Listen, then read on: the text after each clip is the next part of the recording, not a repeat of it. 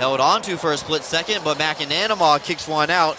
Good visit from our dear friend Austin the Arctic Bear up here in the Jeff Kai's Auto Sales broadcast booth live while it's going on. Could Austin be the good luck charm? Puck's still available, and they score! Look at that! Maybe Austin's our good luck charm. Zach Sirota cashes in for the first goal of the night. Willett get it over to Lockney. Had his pocket picked by Bond. Bond's getting in a skate race. He's got some room. Bond comes in. Tries to squeeze it through. Rebound is knocked in by Tyson Kirkby. We'll just play it down low. Final shot of the night is steered away. It's another shutout for Connor McAnanama. His second of the season. And the Black Bears win tonight by a final score of 2-0. This is a presentation of BSRN, Box Studios Radio Network. The Power Play Post Show is on the air, covering minor league hockey since 2003, and now covering the Binghamton Black Bears with news, reactions, and in-depth interviews only heard here. And now from the Box Studios in Kirkwood, New York, here is your host of the Power Play Post Show, Bob Howard. And hello, everybody. Welcome to another edition of the Power Play Post Show. This is the show for November 14th, 2024. This is season 14, episode number 19, and episode number 458 in the long-running podcast that is the Power Play Post Show. Hello, everyone. Welcome, everybody, to the Power Play Post Show. I am your host, Bob Howard. And yes, just a few seconds ago, you heard the voice of Brooks Hill, the voice of the Binghamton Black Bears, as he called the 2 goals and the final seconds of the 2-0 shutout win for the Black Bears over the Port Huron Prowlers. And we'll talk about, we've already talked about those games, but we're going to preview the upcoming games against the Danbury Hat. Now, before I get into the meat and the potatoes of the show, I just want to say 4 games against the Danbury Hat coming up is something I don't think any team wants to think about and do and have to experience. The Black Bears played them 18 times last season, right? And, they won 12 of the games. A prediction that Tyson Kirkby absolutely 100% nailed, saying we're going to win at least 12 games against them. And now they have to face them 4 times here this season in a row. 3 times in a row down in Danbury, which just not fun at all, right? So the first 2 games will be this weekend, Friday and Saturday, and then they'll have next Friday off, and then they will play again on Saturday, which I believe will be the 23rd. And then they come back home on Wednesday night, just before Thanksgiving, to play them for the 4th game, but this time at least on the friendly confines of the Visions Veterans Memorial Arena. So not necessarily the next 4 games that you want, but then you tack onto that a home-and-home series after Thanksgiving to the Watertown Wolves, who have been playing very good, and you got a rough 6 games for the Binghamton Black Bears. Now, at the same time, you can look at it this way, right? Kyle Stefan came back and played in the 2-0 shutout, and so did Gavin Yates. Dan Stone has come off of the IR. So you're going to have, going into this stretch, at least at this point, as we talk about these upcoming games, you'll have at least 3 of those main guys back who weren't there during parts of the time when you went 8-1-1, right? So you have some probably high expectations and some high hopes on how the next 6 games are going to be played out. But I think these are very important games. The Black Bears are 8-1-1 going into the first 10 games. That's impressive. That's pretty good. It is the reason why on the minor pro hockey, power rankings, they are number 1. Even though they only got 1 vote at first place, they are number 1 because most of the guys probably picked them as the number 2 team in the league, other than the one person that picked them number 1. So The Black Bears are doing okay. Even though I know I'm talking a little bit of dread, we got to play against Danbury the next 4 games. And, of course, we got to play against Watertown right afterwards. And Watertown is playing very well. And if it wasn't for a game where they had to be postpone the game, they might be tied with us with points right now. They might have more regulation wins at this point. So Watertown's been doing really good. All right, let's get into the meat and potatoes of this. Let's do the must-reads first. The Power Play Post Show is on Spotify, Apple Podcasts, Pocket Casts, YouTube, Amazon Music, and iHeartRadio. Just search Power Play Post Show, whichever platform you listen to your podcast, and please subscribe. Please join the Power Play Post Show Facebook group. You guys have heard this from me. Just go to Facebook, search for Power Play Post Show, and please join. We continue to get new members every single week, so I really appreciate that. Check out the BinghamtonHockey.net for your Binghamton hockey information and curiosity. And on this edition of the Power Play Post Show, you heard him at the beginning of the show, right? We opened up with his goal calls. Binghamton Black Bears broadcaster and director of media relations, Brooks Hill, will be here. Okay, so here's the Power Play Post Show preview for the 2 road games this weekend versus the Danbury Hat, which will be played at the Danbury Ice Arena in Danbury, Connecticut. Friday's game has a start time of 7:30 p.m. and Saturday's game has a start time of 7 p.m. The Hat Tricks lost their last 2 games to the Wolves and only got 1 point from the weekend. Last Friday, they lost to the Wolves in Danbury 6-0. This was the first game they were shut out this season. Then the next night on Saturday, the Hat Tricks lost in OT to the Wolves up in Watertown, New York, completing their home-and-home series against the Wolves. In that game, the Hat Tricks got goals from Alexander Gamatsov, Corey Anderson, Gianto DeLong, and Vadim Frolov. However, it was Trevor Lord getting the game-winning overtime goal at the 3:11 mark into the extra period to give the Wolves the extra point. The Black Bears are led by Jacob Ratcliffe, who has 2 goals, 7 assists for 9 points. There are 4 other players who have 7 points. Chase Harwell with 5 goals and 2 assists, Gamatsov with 4 goals and 3 assists, and Johnny Ruiz with 1 goal and 6 assists, and Connor Woolley, who also has 1 goal and 6 assists. Connor McCollum is the number 1 goaltender in Danbury, and he has a 2-2-2 record with a 3.9 goals against average and an .890 save percentage. The Hat Tricks power play is 9th in the league, firing off at 19%, scoring 9 power play goals on 47 opportunities. Danbury's penalty kill is ranked a little bit better at 7th, giving up 7 goals, a man down through 43 kills for an 84% kill rate.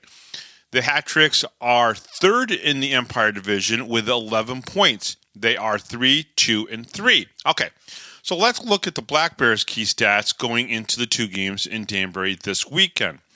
The Black Bears won their 2 games this last weekend, a 6-4 win over the Dashers on Friday night, and a 2-0 shutout over the Port Huron Prowlers on Saturday night.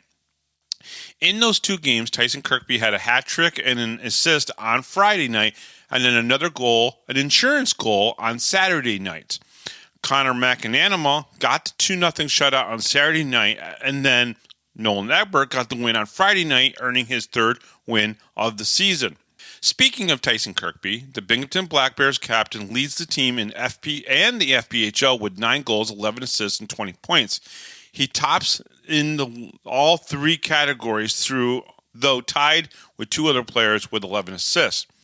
Cameron Clark has 6 goals and 6 assists for 12 points on the young season and has 3 game-winning goals. Jesse Anderson is 3rd in points with 11 assists. Again, he is an assist machine on the blue line. Austin Thompson has 7 goals and 3 assists for 10 points. Connor McAnanama has 5 wins this season, is 5-1-1 with a 2.08 goals against average and a .927 save percentage. Nolan Egbert, on the other hand, is 3-0-0 with a 4.63 goals against average and an .829 save percentage. And again, we'll talk about it. The Black Bears just haven't played great defense, unfortunately, in front of Nolan Egbert. On the special team sides of things, the Black Bears have scored the most power play goals so far this season with 14. However, they're ranked 5th in the league because they have gotten 14 of 66 chances for a 21% conversion rate. They need to do a little bit better on the conversion rate, unfortunately. On the penalty kill, the Black Bears are ranked 11th in the league, giving up 12 goals while just being shorthanded 50 times and a 76 kill rate. I think when we look at last Saturday's game, we can see that the Black Bears definitely were better on the penalty kill with Gavin Yates and Kyle Stephan back in the lineup. The Black Bears and the Hat Tricks have already played each other 2 times this season, one time in Danbury and once in Binghamton. The Black Bears defeated the Hat Tricks on October 25th in Danbury, an overtime thriller by the score of 3-2. The game winner was Cameron Clark. Then on November 2nd in Binghamton, the Hat Tricks repaid the favor with a 4-3 shootout win, a game that didn't end until the 8th round of the shootout from the stick of Josh LaBelle. Connor McAnanama is 116 points away from tying Owen Liskowitz for the most minutes played by a Black Bear netminder. 117 minutes will give him that franchise best, which also includes wins at 24, goals against average of 2.32. No one is even close to this one. 921 save percentage. Again, no one is close to this either. And 4 shutouts. Now, on the flip side, offensively, Tyson Kirkby, who already owns the franchise games played lead with 128 games played going into this weekend, as well as an assist with 105, is only 5 points away from the franchise leader in points, but also only 8 points away from being the first Black Bear to 200 points. So now if Tyson has a good weekend this weekend and gets 5 points, he will become the franchise leader in points. He's only 4 points away from tying Nikita Ivashkin, but only needs 5 points to get past him. So it could be 2 goals, 3 assists, 2 goals, whatever it needs to be. Maybe it's 5 goals this weekend. He's going to be that close. But then also only 8 points away from 200 points. And that really does put him up there in Binghamton hockey history as well. Can he get 9 points this weekend? Who knows? Maybe he can. He's been on a pretty good roll so far. When I take a look at this weekend, what do the Black Bears need to do the best, or how do they get the same results as they've been getting in the first 10 games? Well, I still believe that they need to clean up their defense a little bit. I do know that, when you look back at the last game, the 2-0 win, Coach Sherwood was very happy with the team defense.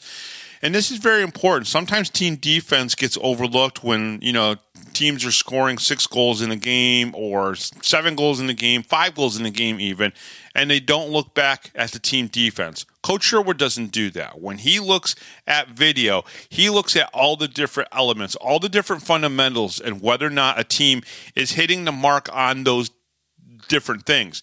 To play good against the Danbury Hat Tricks, there's a couple things that you definitely have to do. Yes, of course you got to score goals. Yes, you got to have good goaltending, right? But at the same time, team defense is very important. Plus, you cannot retaliate against the Danbury Hat Tricks. They're going to come at you. They're going to be physical. They're going to be gritty. Maybe they're not as gritty. Maybe they're not as physical as they used to be when Billy McCurry was there. And now Johnny Ruiz and Kyle Gonzalez are running the ship. But they're still going to come at you with the physical play and to be gritty. So this is something that I think is still very important when you look at the Danbury Hat Tricks. Don't retaliate and try to stay out of the penalty box. Keep getting positive shifts during the penalty kill. What does that mean? That means clearing the puck, getting it down all 180 feet down the ice, make the goaltender touch the puck a few times when you guys are on the penalty kill. That is very, very important here. I really do think that the Black Bears have an opportunity to put really kind of like, the Watertown Wolves already gave the Danbury Hat Tricks 2 losses last weekend. doing the same thing again this weekend for the Black Bears would be good to keep Danbury at bay, because if they start to pick up steam and they start to become good, then the Black Bears don't have to worry about Watertown. They would have to worry about Danbury and even a surging Hudson Valley Venom. And yes, MJ Merkel seems to have gotten that team to play a little bit better. So that's really what it comes down to for this weekend. I think they got to play good team defense, be good on the penalty kill, and capitalize on very good, high-quality shots. They've had some quality shots that haven't gone past goaltenders yet, so I think that's something that they got to work on and get better at. All right, coming up next here on the Power Play Post Show, we're going to continue to preview what's been happening with the Black Bears the last 10 games, and of course preview the upcoming games against the Danbury Hat with broadcaster and director of media relations from the Binghamton Black Bears. He is Brooks Hill. We'll be right back right after this, right here on the Power Play Post Show. Hi, this is Don Biggs from the 92-93 Binghamton Rangers. Hi, this is Brandon Buczynski. This is Grady Wittenberg, the voice of the Binghamton Senators, and you're listening to the Power Play Post Show.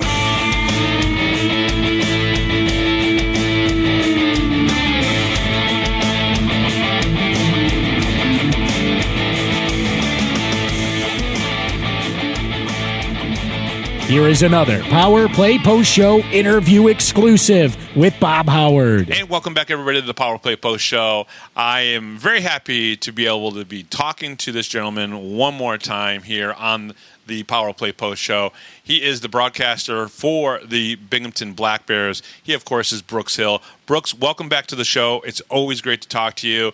And with 10 games in, we actually have a lot to talk about when it comes to the Black Bears. Yeah, it's always good to be back on the show. Looking forward to catching up since the last time we talked about, recapping summer and everything like that. Now we're in the fall. It's starting to get cold, and hockey season's truly here. Absolutely. There's been a lot talked about maybe the penalty kill and some of the things that haven't gone particularly right for the Binghamton Black Bears to start the season. But I keep trying to remind myself and maybe even the fans, right now the team is 8-1-1. And it's a pretty good start for the Black Bears. And yeah, there's been 4 games that have gone into overtime, 2 that have ended in the shootout, but 3 overtime essentially wins. What are your thoughts about these first 10 games so far? I think it's a weird spot to be in, 10 games in. Because you do have a lot of games that could have gone the other way. Mm-hmm. And, you could be looking at, let's see here, I got to do this math really quick.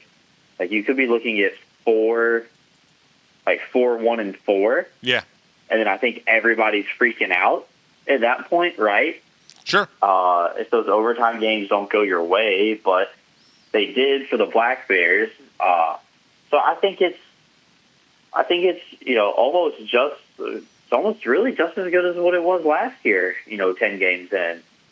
Yeah. I think the loss on the home opener stung for a little bit with people, and it put them not necessarily hitting the panic button, but wondering, what's going on? We only lost one time at home all last year in regulation. Yeah. And 1 game into the season, we already did that. Yeah, the Watertown Wolves, first of all, Brooks, is just a different team than they were last year. I think probably people saw them on the schedule for those first 2 games and said, okay, this team's going to be 2-0. And then Watertown, not only those 2 games have looked good, but they've looked good in their first 8 games as well. Yeah, I think the league across the board is getting better. I don't think anybody expected Watertown to make as big of a jump from where they finished last year, Sure. Qualifying in the last game of the season because Elmira lost. But the way that they started off has been absolutely red hot. And I think that's good for everybody, especially the Black Bears, that, maybe they have more battle-tested opponents throughout the schedule. And come playoff time, you'll be familiar with what these teams are actually doing with the playoff format and everything like that. So I think it's only good for the Black Bears that they're playing against tough competition, and we saw some tough games this weekend too. So those are all going to be, benefactors for the Black Bears this season. You don't want to steamroll everybody in the regular season and hit a little bit of adversity come playoff time, and you're left wondering what happened. Yeah, one of the things, talking about the penalty kill and some of the things that the team could get a little bit better on, which is funny saying that when they're 8-1-1.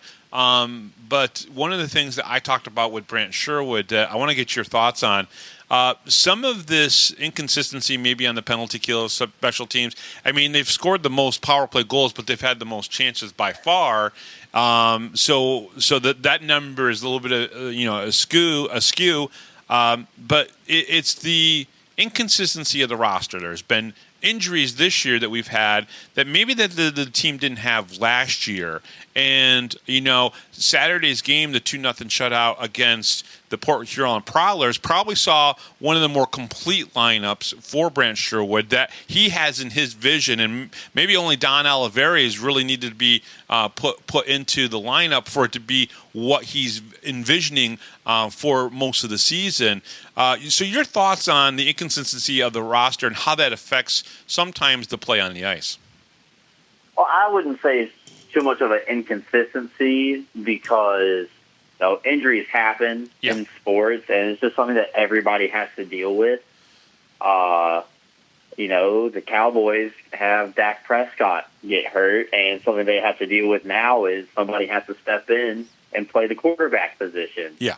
That's not a Mike McCarthy or Jerry Jones decision that, we're going to let somebody else play for Dak. You just got to have somebody ready who understands the playbook and the system are ready to go. And I think that's the kind of what the Black Bears are going through right now. I think it's fair to say that they're having a little bit more injury trouble early in the season than what they had last year.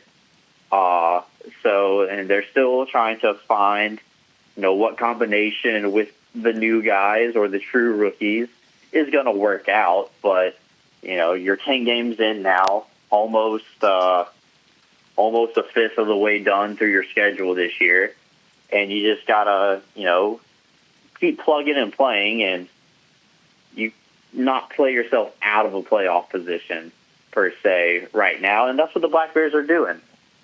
Yeah, without a doubt. I mean, first place, they have 5 regulation wins, which is basically on par with everybody else. The other thing I noticed about the league this year, everybody's got a regulation win already. And, with having 14 teams and maybe the league has a little bit more parity, going back to what you were talking about before where it's going to look like the Black Bears have a little bit tougher schedule than maybe they did even last year, even though I thought last year's schedule was still tough. But having Watertown be good, Danbury be good. And let's be honest, the Hudson Valley Venom are now 3-1, and they've kind of made a little bit of a turn since Josh Newberg left and MJ Merkel took over, which I think was a little bit surprising for me, but I think it's still good for the Black Bears in for the Empire Division. Yeah, I think so. I think the better quality of opponents you play throughout the year, the better your team will be. I know I was talking with Jim Cerny from the Venom, and they at the time that we were over there, they were in the middle of a 7-game homestand.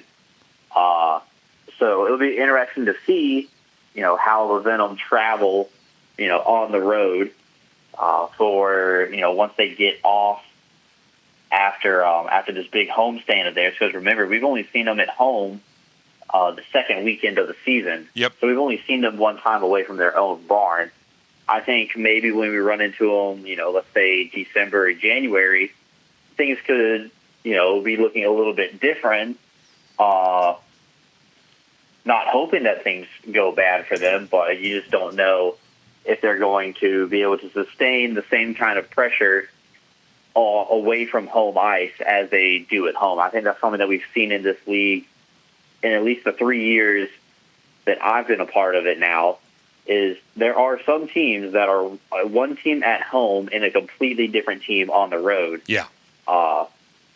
So we'll see if MJ can make them more consistent on the road. Unfortunately for them, they really haven't had the opportunity to do that yet, to no one's fault. I believe they've only played 2 road games so far this year. Yeah, which is absolutely correct. And sometimes you really understand the makeup of a team after you've seen them on, not just a long road trip, but maybe even just a couple weekends on the road, which is what the Black Bears are about to do. They're going to play the next 3 games over the next 2 weekends in Danbury, which will be interesting. We'll talk about that in just a few seconds. But let's talk. I wanted to bring up something. Right now, if you went to the Fed website, Brooks, and you looked at the leaders in the Fed right now, you would see that Tyson Kirkby has the most goals at 9. He's tied with 11 points with 2 other guys for assists. 11 assists. And then he is leading the league with 20 points. He's just having a good start to the year. I know the first weekend you can kind of almost write off. It wasn't that good for a lot of the guys that were on the team, maybe because there was no preseason games, not sure, had to get their legs underneath them, even though they had a pretty decent camp, at least according to Brant Sherwood. But now Tyson Kirkby leads the league in points and goals. That's pretty interesting coming from him, because he's not always the leader. Even though last year he did lead the team with goals, he's not always the leader offensively, because he has so many other parts to his game, which include the grit and the feistiness and being a little bit antagonistic as well. Yeah, I think he does an excellent job of knowing exactly what his role is and what Coach Sherwood expects of him. Coach Sherwood does expect him to be at the top, if not the top, as an offensive production leader. But looking at the, NStat and the true analytics of the game, you take a look at his face-off percentages. He takes the most draws on the team. Mm-hmm. Forget about what his percentage is. If some nights he's above 50% or some nights he's below, he's still taking the most. Consistently leads the team in ice time because he's on the power play, he's on the penalty kill, and he does skate a lot 5-on-5 as well. So, this is a guy who's nearing 30 minutes a night, if not over sometimes. So keeps his body in good condition, and he does know how to agitate players at the line. Mm-hmm. Not too many times does he cross it. I think, was it 2 weeks ago, we saw him actually have a fight for the first time this season. Yeah, and he didn't have that many last year. Last year, his fights went down from the year before that. I think, probably because he became captain, there's a little bit more leadership and a little bit more responsibility, so maybe you don't drop the gloves that much. But when he did drop the gloves, he and Jesse Anderson, Tyson did it in the second period, and then Jesse Anderson did it in the third period. And the team came back and scored 2 goals to tie the game, to put it into overtime. And I believe, there's this thing in the back of Tyson's head to know when to do something, when he needs to score a clutch goal, when he needs to agitate or get into a fight even. Yeah, I agree. It's knowing when it's your time to do something. Yeah. You just... if you do it all the time, it doesn't make it special, right? So it's like a cliche in the movies. That's what I was trying to get at. Yeah. When you know it's time, you'll know. And I think his example had a good response. And same with Jesse. Sometimes you gotta, show everybody how much you care in that singular moment. Not that anybody doesn't care, but maybe letting people know there is more to give right now in this singular moment, and we need it. maybe the inspiration people are looking for. Now, Tyson's obviously got 4 years of experience, or he's in his 4th year. Let's talk a little bit about somebody who's in his rookie year, Cameron Clark, who has 6 goals, 6 assists, and 12 points. He's got 3 game-winning goals. He had a shootout game-winning goal. He had an overtime game-winning goal, a regulation game-winning goal. A big check to save a goal in one of the overtime games. Just has this ability that I don't think we necessarily saw immediately, but has really come on. Yeah, I mean, I think it's exactly like what Brendan Stanko was a year before. Sure. For the Black Bears, he plays a limited amount of games. At the end of the regular season last year, plays in the playoffs, and then goes through the full training camp and really hits the ground running when he actually has a full season. Yeah. And remember, this is a guy in Cam Clark who really didn't know if he was going to continue playing hockey. I believe, and I don't want to speak for Cam fully, but I believe he didn't have the best of exits from Morrisville. With a good taste in his mouth when he was done with his college season. And I think there was a little bit more in him that, I'm still finishing up school and everything like that. Might as well be playing hockey. That's what my routine is. Yeah. And then he found a routine with, coming down to Binghamton twice a week and then playing in the games, things like that. And, I think he really fell back in love with the game. Reignited that fire underneath him for him to, train during the summer, want to continue playing with the Black Bears. Yeah. And, hoping to get to the next level, whatever that might be. 2 of the guys that I think play very similarly, even though one's a winger most of the time and one's a center, is Kyle Steffen and Gavin Yates. They skate very well. I like the decisions that they make on the ice, and decision-making is one of the biggest things. When the team didn't have them on the ice because of being out with injuries, the team looks a little bit more different than when Steph and Yates is back into the game. And we saw that on Saturday night, and it just seemed like the lines felt more complete and just were able to click a little bit better because those 2 guys were inserted back. What are your thoughts on Steph and Yates? Well, I think those are obviously very big pieces that the Black Bears have been missing for, a weekend and a half, I guess. You could say, 2 to 3 games. Both of those guys have good vision. Yates is probably the best skater on the team. Yeah. With how elusive he can be and get around trouble. And then Steffen has absolutely great vision.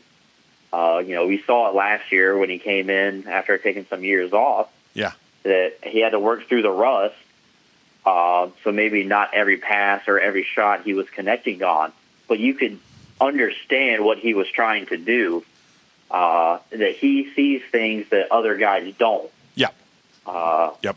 So him, obviously hitting a speed bump right now, coming off of the injury, and just having 1 game this past weekend, can understand that there's also still a little bit of rust from just, taking a couple of days off or being held off the ice. Yep. But, when he gets to full speed, both of those guys are going to be key contributors to the season once again. And I really like their line mate, Blake Tosto. He just really is one of those guys that has a little bit of everything within his game. Yeah, love Blake. He's a great guy, and I said at the beginning of the season, once Brant started making his line charts, that I was the most excited for that second line. Me too. Steffen, Yates, and Tosto. Obviously, you know what you're going to get with whoever you put with Kirkby and Thompson, whether it's Oliveri, Cam Clark, now CJ Stubbs. You kind of expect what's going to happen. now I'm getting to the point where I expect good things to happen every time that those guys are on the ice because of how well they started off together. Yeah. The first 2 weekends of the season, that line was dominating. And they carried they carried the team, right? Because the other lines weren't really gelling, but those three guys together just really kind of carried the team a little bit the first couple weekends. Yeah, that's right. And then, everybody else starts to pick up a little bit. You mentioned that Tyson didn't have like the best of opening weekends, but now, boom, throughout his opening weekend, he's leading the league in goals and he's tied for the lead in points. And, Austin Thompson, needed a little bit of a pick-me-up, and he had that 5-point night down in Hudson Valley. Yeah. The first time we were there. Yeah. So those things happen, and just because something good's not happening in that current moment or in that current game doesn't mean things can change. And I think the Black Bears early this year have, found that out, where you send a guy like Austin Thompson, he's like, hey, you know what, tonight, man, like you're going to be the 10th forward. Go make the most of it. And he did. Yeah. He did. He very much did. One of the things that Coach Sherwood does really well is he finds guys that will do something that they normally don't do. And maybe they've done it a little bit in the past, but, that's not necessarily their natural position, right? So let's talk about it for a second. Dan Stone goes down with a lower body injury, and then all of a sudden, boom, you have Emerson Emery slotted into the D role position. How do you think he did going into that? Because he's a rookie. He's not used to necessarily doing it. Yes, he played a little bit of D in the past, but he gets slotted in there, and I thought he carried himself well. Yeah, I think so, too. So, funny story about the Emerson Emery situation. I'm away back in North Carolina for my friend's wedding. The night that Dan Stone goes down with that injury, we have an office group chat, and people are asking, like, what happened to Stone, things like that. I'm not checking my phone until I get back to the Airbnb. And I'm like, oh, man, like, what's going on, things like that. And Cole fills me in afterwards, and I don't see anything of the game the next day because of the actual wedding. Sure. And then I talk to Cole in person once I get back to New York, and he explains, like, oh, this is a situation that happened. They said that they asked around, who played defense, and they moved Emerson Emery back. So obviously Emerson's playing a position that he hasn't played in a very long time. And I think that he's done exactly what he needs to do. I don't think Brandt's expecting him to light it up as a defenseman and contribute in the stat sheet. Like, let's say, like how Dakota Bond did last year. Sure. As defenseman of the year. I think what he's looking for is, hey, a guy who can play sound defense, not turn the puck over, and can keep the puck away from his netminder, whether that be McAnanama or Egbert. And I think Emery's done a pretty good job of that. Of course, there's going to be a couple of hiccups and whatnot, but if you would throw me out there being like, hey, like, we need you to do 2 shifts a night on defense, it'd be like, okay, like, and then just hopefully those 2 shifts, I don't put the puck in my own net, and hopefully they don't put it in the back while I'm out there. I think that's the kind of way you got to see it. Yeah. Now, Coach Sherwood, who has been very good about bringing in, younger talent, rookies, and they've panned out really well. Obviously, like a Dakota Bond or Dan Stone, so on and so forth. Right? Brendan Stanko did well, moved up to the SP. He brings in a guy he played 2 years with in Roanoke, and Jesse Anderson played a year with him or as well, or it's vice versa. One of them played with him for 2 years. I'm pretty sure it was Brandt. He brings in CJ Stubbs. Now, a lot of people probably looked at his numbers and said he's going to score a lot, and I'm like, no, this guy's going to be a setup guy. This guy is going to be that winger that is just going to make that perfect pass so you score the goal. What were your thoughts on his first couple games? I thought CJ did as good as you could ask of him. He got 2 assists the first night. Yep. Didn't have any points the second night, but he's still a point-per-game player so far. And if you look at his numbers from Roanoke, he was an assist guy primarily. Yep. And my take on players are, if you've been an assist guy primarily, if you're always an assist guy, chances are you're going to stay the same no matter what league you play in. Agreed. Passers are passers, shooters are shooters. That's obviously, a bigger translation for people, maybe like in the NHL, like prime example here. Carolina Hurricanes used to have Teuvo Teravainen. Mm-hmm. I know Teuvo Teravainen is not a shooter. Like, he might get 10 goals a year, but he's going to have 50 assists. Yeah. Because he's the playmaker. And that's kind of what we're probably going to expect out of C.J. Stubbs. Maybe 45 assists, maybe 7 or 8, or maybe even 10 goals. Yeah, I think so. Now, I think he can score, no doubt in my mind. But him having assists the first weekend is no surprise whatsoever to me personally. I'd be surprised if he doesn't score this upcoming weekend. Yeah, because he had a couple of good shots, and Nuusanainen on Saturday in particular, I thought did a really good job, weathering the storm and keeping the Prowlers in the game. And I thought CJ had a lot of good shots as well, and he's going to be on that first power play unit. The longer he stays out there, more likely he's going to be able to get a goal. I don't disagree with you. I wanted to talk to you about a couple different things. There was the story that I kind of wrote about Dylan and all the work that he and the other assistant equipment managers did this past weekend, and I felt that he should have gotten the recognition. And Dylan has no problem telling me and sending me pictures of things that they did. This is something that's very interesting. Neither team sent an equipment manager with the team. I know Dylan travels with the team to pretty much every single game, and he's always there to take care of the Black Bears. Some of these other teams can't do that for various reasons.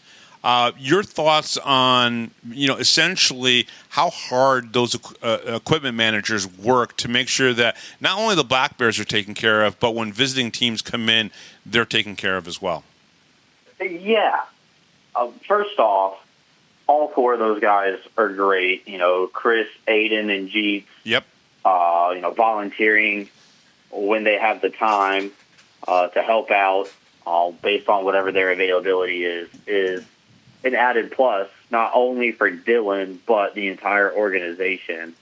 I think Dylan did an excellent job, in his interim when he first started as the equipment manager, because he was still working either for the county or the city. I can't remember which type of government it was.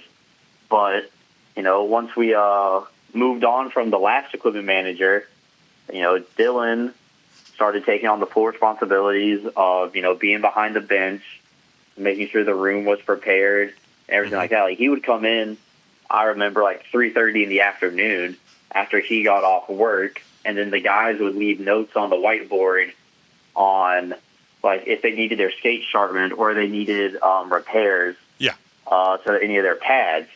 And I thought that was something, you could tell right then that Dylan really had a big and deep passion for, being an equipment manager, and he takes a lot of pride in his work. And I saw that last year when he was here the full time, and he switched around his work schedule, or took a leave, I should say, so that way he could be at the rink at the time that the players are at the rink.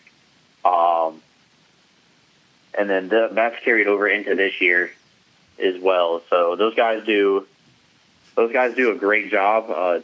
Dylan's been a great guy to get to know. Yeah. A lot of times last year, me and Dylan would be roommates on the road. And so, we're communicating, when I go to sleep, does Dylan have a key? Do I just need to leave the door propped open? I think I famously said on this podcast that Dylan was not a good hotel roommate because he listens to the TV all night, and then he has the remote in his bed. So, like, when I wake up, I can't find the remote and turn it off. But then we started letting some of the assistant guys travel, and then they would stay with Dylan. So, you know, it's good for him and also good for me that I get peace and quiet in the room. But Dylan gets a helper. So, you know, his workload is cut in half where somebody could be prepping the room when we're on the road, let's say in Motor City. Sure. And Dylan could be sharpening skates. Right. And so instead of getting back to the room at 2:30, maybe you're coming back at midnight, which, you know, you're getting an extra 2 hours of sleep, which I know equipment guys run on fumes all the time. I mean, I see how much Red Bull and how much energy drinks those guys have. So, you know, anytime that they can get a shout out or get recognized for the work they do, they definitely deserve it. Without a doubt. Listen, that's not the only good story that came out of Binghamton that is not basically on ice related. You also helped out one of the broadcasters this past weekend to make sure that they could broadcast. Can you? I know sometimes people want to be modest and they don't want to talk about it, and Dylan is far from that. Dylan is one of those proud guys who's willing to talk about it. Can you talk a little bit about what you did this weekend? Because I know Gary Ryan followed that up with sending a board out as well. Can you talk a little bit about what you did this weekend to help out a young broadcaster in this league? Well, if you're going to pull my teeth about it, I do want you to talk about it. Yes.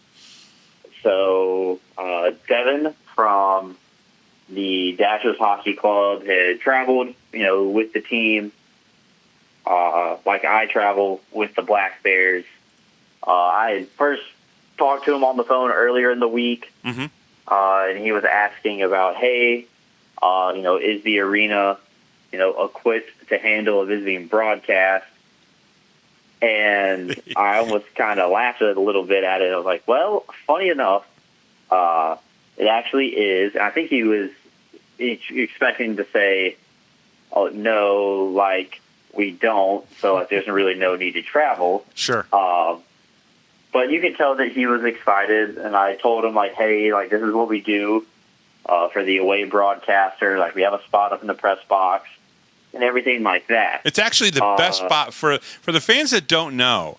Believe it or not, the home visiting broadcast is all the way at the far end. So if you know where I sit, which is seat one and the closest to the Binghamton Black Bears where they defend twice, Brooks is all the way on the other end. And believe it or not, the visiting broadcaster gets almost right in the middle, right? Almost right on the red line and right where the face-off is. Now, some people would argue that Brooks would rather be closer to where we shoot twice, right? Because he's got the better visual there. And then some people would argue, well, being right in the middle is perfect too. So the visiting broadcaster gets right in the middle, which is an excellent spot to be. So, but go ahead and continue. I apologize. No, you're fine. You're right. I would be on the blue line where the Black Bears shoot twice, and the away broadcaster is much closer to the red line than I am. Mm-hmm. I think I'm in a fine spot because, like you said, you would like to be on the end that you play offense at twice. Easier to identify tip pucks, what's going on, and line change wise, who's on the ice. But back to Devin. Devin called me the day before they left, and had said, "Hey, like I have a couple of questions because I think maybe they had run into some problems in some other arenas this year." And so he was just doing his follow-up. We were exchanging some notes, pronunciations, things like that. Then they get to Binghamton Friday morning and get a call. And it's like, hey, we just got here. I have a favor to ask. Like, is there a way that, like, we can plug my audio into your over top of like your stream, and like I can just have it muted. And he's talking about, using the YouTube stream key and trying to encode it through OBS, like a very, very technical way of trying to do something. Overcomplicating the situation. Yes. Yeah. Because he said, hey, based on some changes that the organization had made in their personnel, the previous person or the person who was in charge, took their equipment because they said that they paid for it, with their own money. So the organization was kind of left without some of the key components that you don't have to broadcast. Right. Or that you need to have to broadcast. And he had asked, do you by chance happen to have a second soundboard or a mixer, as I call it? Yeah. Funny enough, I came to Binghamton with my own 4-channel mixer that I had gotten for Christmas one year when Cole filled in for Elmira at the end of last season. Sure. That's what I sent him with because the previous guy who was in Elmira, had left Elmira, and then Cole didn't have any equipment, so I sent him with mine. So I'm thinking I have this one at the house. I can just bring it, or I can just go home and get it. Yep. And then he says, actually, all I need is a spot to plug in my headset. It's XLR. And I was like, okay, well, hold on. I might save myself a trip home. And I went down to our video room where Josh normally is and went into the recording studio where we have the soundproof room. And I had asked Trevor, I was hey, do we have any more audio that we need pre-recorded for tonight? And he's like, no, I think we're all good. Why? And I was like, I think the broadcaster from adapters need to use it. And he's like, okay, that's weird, but all right. So I unplug it. And sure enough, they were in morning skate. I meet him. Good kid. Nice kid. Super nice. Yeah. I met both of them this weekend from both Pure Huron and the Dashers, and I think at one point you said, hey, be nice to this guy. He's a good kid and everything. And I'm like, we're being nice. Don't worry. But, yes, a very nice kid. He is. I see a lot of myself with him, the way that he started off. He was asking questions that I was asking when I was first starting. I believe he's fresh out of school. Yep. He also had a background in summer collegiate baseball. Oh, cool. He worked in the Cape Cod League, same league that Doug Latuca worked at from Danbury. Sure. And he knew Doug, so that was, I think, a positive for him is he already knows somebody who works in the league. And he was very nice and complimentary of me asking. He's like, I heard from Doug that you helped him out a whole lot last year when he was first starting. So he really appreciated it. He was very appreciative of getting to use the soundboard, everything like that. We tested it to make sure everything worked audio-wise for him. I hate that he had a little bit of a distorted video feed because something happened with his OBS that I just did not know how to fix. Right. So it almost looks like they were on widescreen, like a movie theater, a little bit, and I didn't know how to fix it, and I felt so bad because we're 5 minutes away from airtime. Yeah, and you can't take the time at that point. Yeah, but he said not to worry about it, and he was just thankful that they were actually able to get something out because he had told me that he's doing a lot of the stuff that I was doing the first year by himself. Running the social media, doing graphics. Calling the game, writing about the team, and that's exactly what I felt like I was doing. Yeah. In the fall of 22. Over my head, fair to say. And then I could see that, he's trying to keep afloat, just like I was. Sure. Sometimes you're too tentative to make a mistake because you don't want people thinking that you're bad or you don't know what you're doing, all that kind of stuff. So I, tried to calm him down a little bit. I think he did a good job. And again, after the game, he was very appreciative of everything like that. He unplugged everything and like folded up the cords. Nice. So he was asking questions about, Jim in Hudson Valley. And I believe I gave him Jim's phone number. To be like, hey, this is a good guy too. Like, talk to him. He's got a lot more experience than I do. When you say a lot, it's like 30 years more experience than you do. Jim's been around. Yeah. I mean, Jim's done stuff. He's been with the New York Rangers and all these different places. He's got a lot of experience. Yeah. Yeah. Jim's been broadcasting play-by-play longer than I've been alive. Yes. So I don't mean to pick. I'm not, and folks, I'm not picking on Brooks when I say that, but yes, and I'm not picking on Jim either. He's a vet. He's a vet when it comes to this. Oh yeah, he's a great guy. Jim's a really funny guy. I'm glad that he's still hanging around in the league, and I get to see him a couple of times a year. But that's essentially the story with Devin. Yeah, there's not too much more to it. But I'm hoping somebody would do it for me. Yeah, and you know what? I know Gary sent him a board, so he's got a board coming to him, and I know Gary sent that out and everything, which is really great.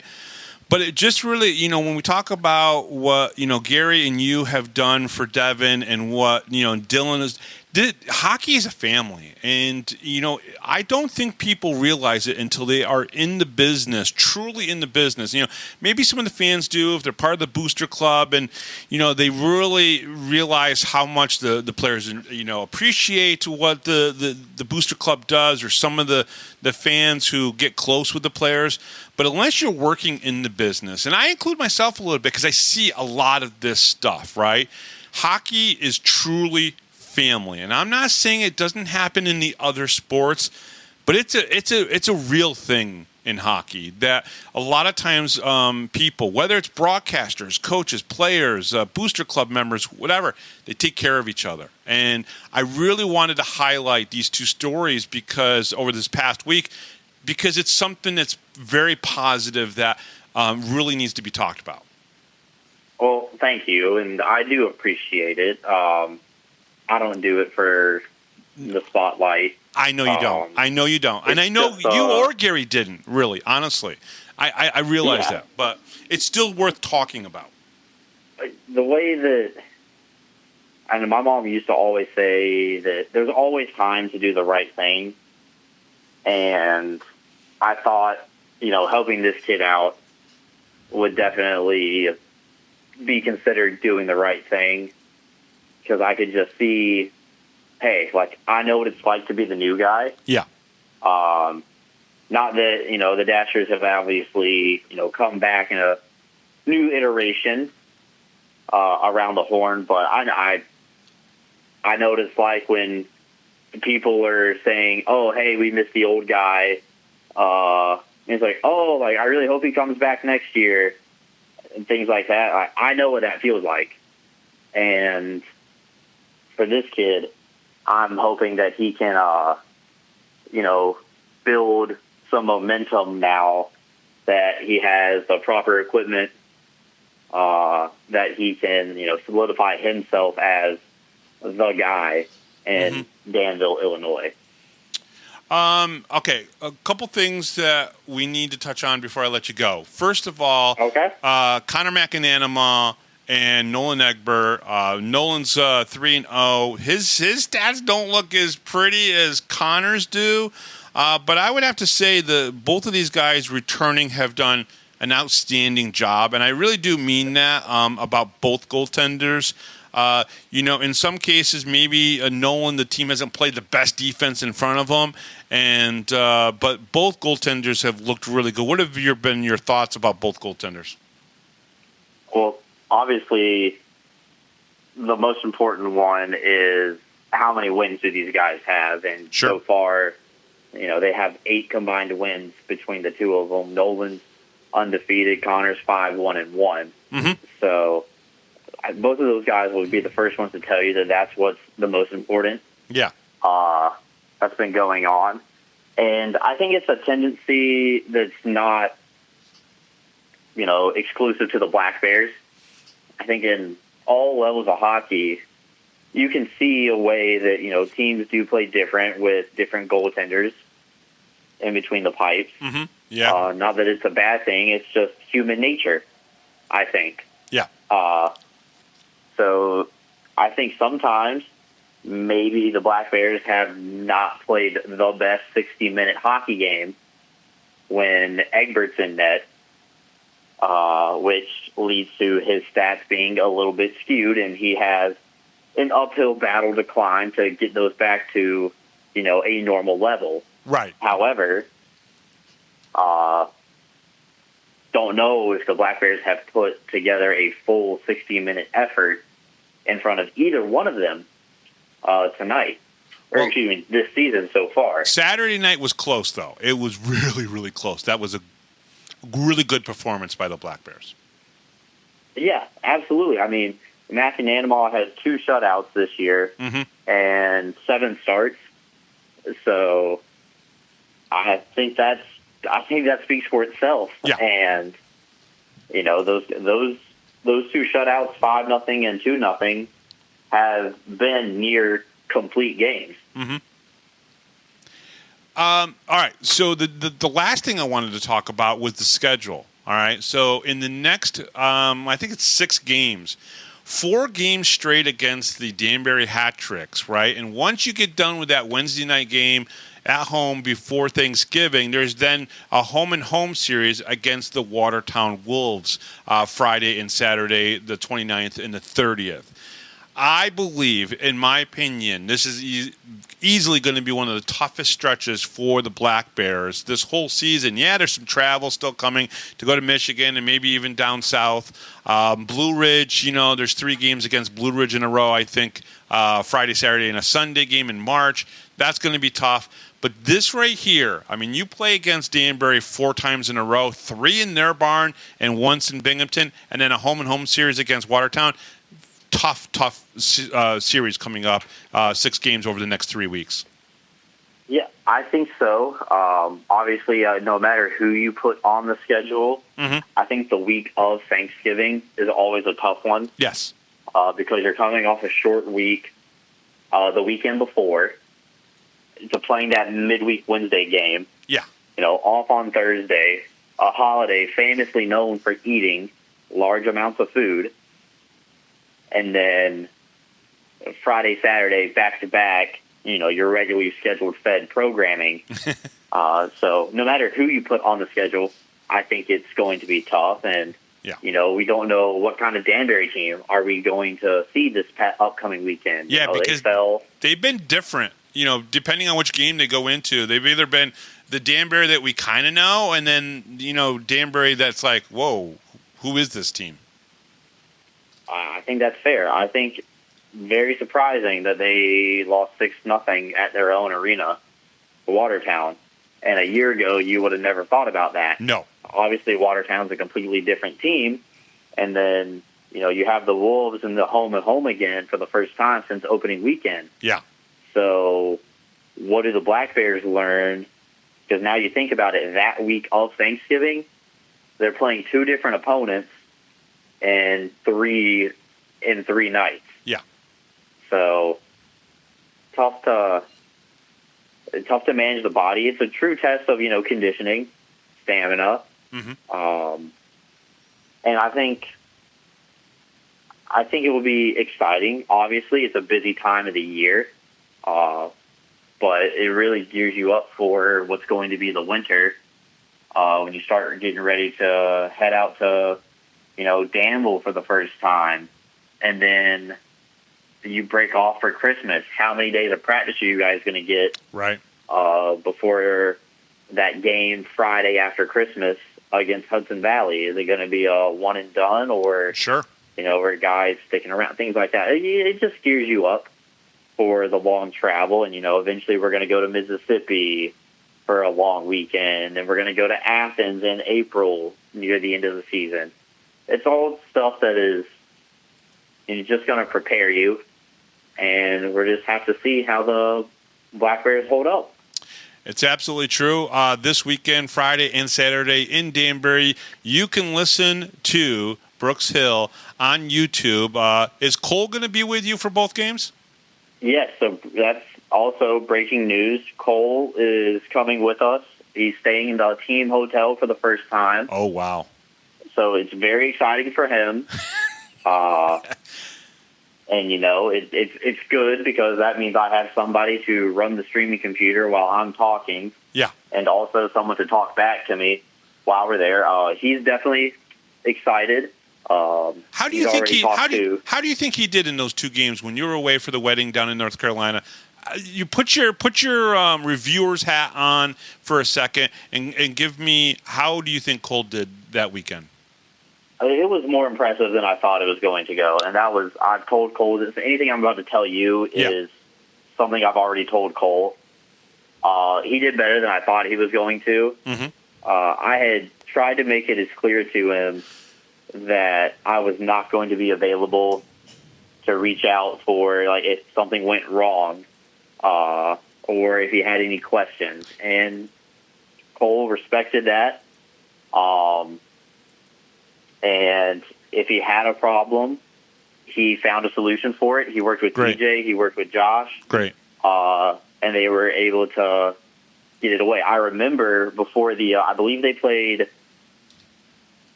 before the team left on Friday to go to Danbury. Mm-hmm. I remember I found out after the fact that they were having issues with the visiting broadcaster's Wi-Fi for Will from Port Huron on Saturday. Right.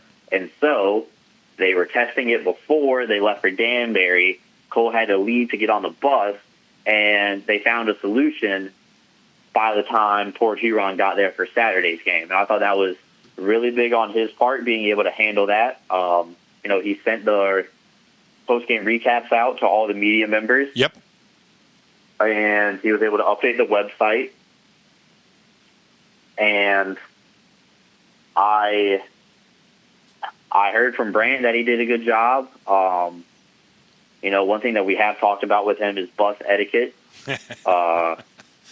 Wait, what the hell what is bus etiquette when it comes to pro hockey teams? I've heard some stories that even players probably should be embarrassed about. So, well, let's just say he did a good job of just keeping his mouth shut and enjoying the ride. Okay. I told him the best thing to do was just go to sleep, wake up in Danbury. Yep. And you'll be fine. Because you don't want to, and I've learned this, you don't want to talk Brand's ear off. Sure. He's trying to go through last minute notes and things like that. Yep. You could be using the time to prepare. I thought he was well prepared. I thought he had some good stats, had some good talking points that he mentioned, and everybody in the office likes to rag on him a little bit for his overtime goal calls because maybe his voice cracked once or twice while he was doing it. But that was pure excitement that, the first game he did as the solo broadcaster. Yeah. You have an overtime winner Friday night on the road and then the same thing on Saturday. Yeah. So all in all, I think he did a really good job. I'm proud of him. Mm-hmm. If need be, he can step in again. Now, I'm not planning on it. I look at the calendar now, and I inch closer to December. I start to get a little worried that hopefully I don't have another episode like I did last year. Sure. We don't want that.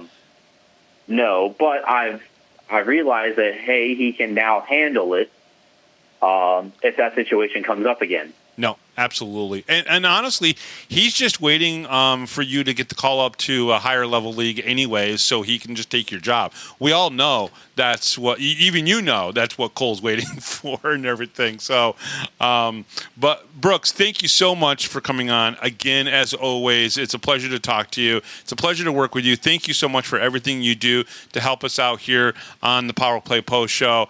And hopefully I reciprocate that favor, sometimes throwing you guys a stat or two every once in a while. I know Connor McAnanama might, if he plays both games this weekend, he might break the franchise minutes record as well. So if that's the case, I got to run that number one more time to make sure that that's going to happen this weekend if he plays. I can't imagine he's not playing at least one of the games, and I think that's going to happen. So I got to run that number one time.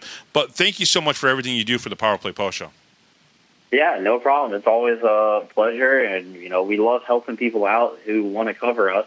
Yeah. So that just helps our brand get out there to more people, and gets people more excited about the team. So anytime somebody has the opportunity to do that, we should be, more than willing to help. Awesome. He is Brooks Hill from the Binghamton Black Bears.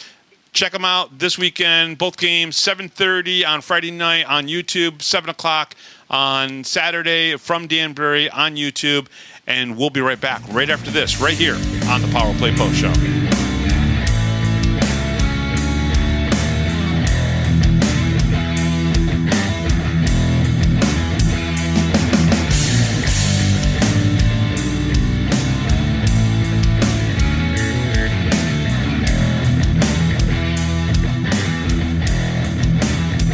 If you're a Binghamton hockey fan, then you need to check out binghamtonhockey.net for all your news, stats, information, the Binghamton Hockey Hall of Fame, top 10 lists, profiles, and so much more. That's binghamtonhockey.net. You're listening to the Power Play Post Show. All right, welcome back, everybody, to the Power Play Post Show. He was Brooks Hill, and, of course, it's always a pleasure to get to talk to him, and we always have a good time talking about the Binghamton Black Bears or hockey or anything in general. Again, this upcoming weekend on Sunday, we will have our weekend wrap-up show. And you know what? We did the 6 more questions with Brooks Hill, so you'll get to hear that as well. So I hope you guys will tune in next week to hear or on Sunday to hear the weekend wrap-up show as we talk about these 2 games against the Danbury Hat coming up. Of course, you can listen to Brooks Hill on YouTube, of course, every single game, and he'll be down there. Cole Parenti is also, again, making the trek down there on the bus for the first time. It's almost like he's almost a real employee now, not just an intern. But Cole and Brooks will have the call on 7:30 on Friday night in Danbury, and then, of course, 7 o'clock on Saturday from Danbury against the Hat-Tricks for the Binghamton Black Bears. So until I talk to you guys again next week, let's get right into the reads. The Power Play Post Show is on Spotify, Apple Podcasts, Pocket Cast, YouTube, Amazon Music, and iHeartRadio. Just search Power Play Post Show. Whichever platform you listen to your podcast, and please subscribe. Please join the Power Play Post Show Facebook group. Just go to Facebook and search Power Play Post Show, and please subscribe. Check out binghamtonhockey.net for all your Binghamton hockey information and curiosity. Thank you to Rob Lepolis, our MC, John Petitucci, our musical director, as well as Binghamton Black Bears broadcaster and director of media relations, Brooks Hill. I am Bob Howard. Thank you very much for listening. I'll talk to you guys again on Sunday as we have the weekend wrap-up show. And, of course, we will have 6 more questions with Brooks Hill. Again, thank you very much for listening, and we'll talk to you next time right here on the Power Play Post Show.